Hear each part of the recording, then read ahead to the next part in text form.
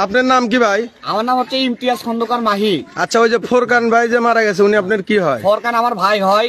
আচ্ছা, মানে এখন আমরা ভাই, এলাকারও ভাই, এবং আমরা একসঙ্গেই সারা জীবন বসবাস করছি। ফোরকান ভাই হচ্ছে অত্যন্ত ভালো এবং সৎ মানুষ ছিল।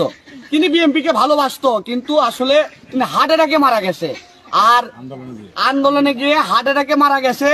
বিষয়টা হচ্ছে কি, তারা এই তো তার ফোরকান ভাইয়ের বাবা, আর এটা হচ্ছে ফোরকান ভাইয়ের ভাই।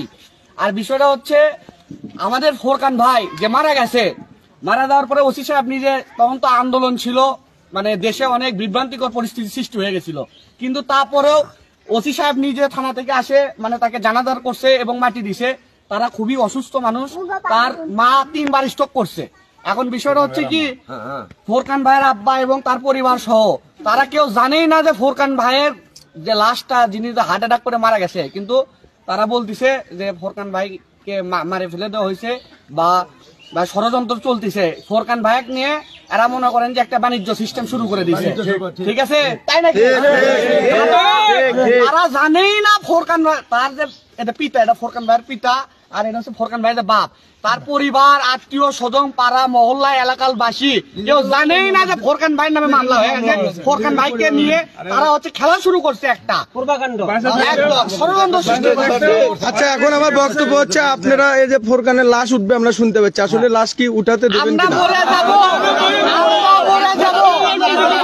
আমরা মরে যাব, তারপরেও তার লাশ তুলতে দিব না, তার কারণ সে হার্ট অ্যাটাকে মারা গেছে। আচ্ছা, কিন্তু আমার কথা হচ্ছে ফোরকান ভাইয়ের যে মামলা, এই মামলার তো বাদী আপনারা না।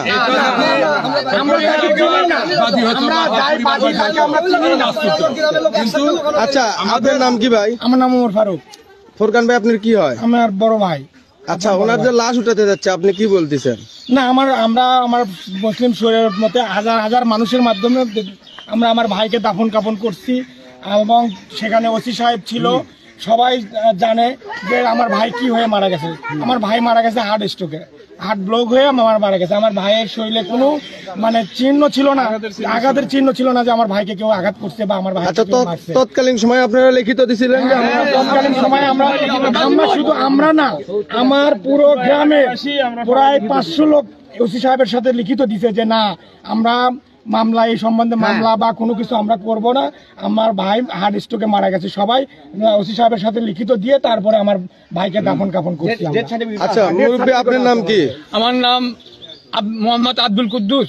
আপনি কি আপনার সন্তানের লাশ উঠাতে দেবেন? কখনো না বাবা, মরে যাই কবর উপর পড়ে। আমি আমার স্ত্রী ফোরকানের মা সহ কবর উপর উপরে পড়বো, আমি আমার ছেলে লাশ তুলতে দেবো না বাবা। তার দাপন কাপন। আচ্ছা, পাড়ার লোকেরা আপনারা কি বলতেছেন, লাশ উঠাতে দেবেন না দেবেন?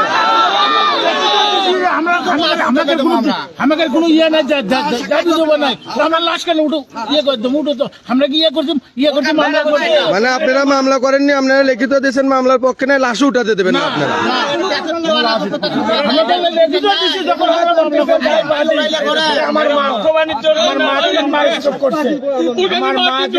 অসুস্থ, এটা করার পর থেকে আমার মায়ের অবস্থা এমন অবস্থা যে আমার মাই বাঁচবে না।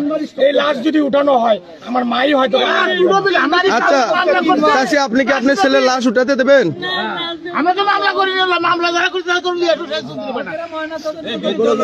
এই যে মামলা করছে তার নিজের স্বাস্থ্য, আমার ভাইয়ের সাথে সারা জীবন শত্রু।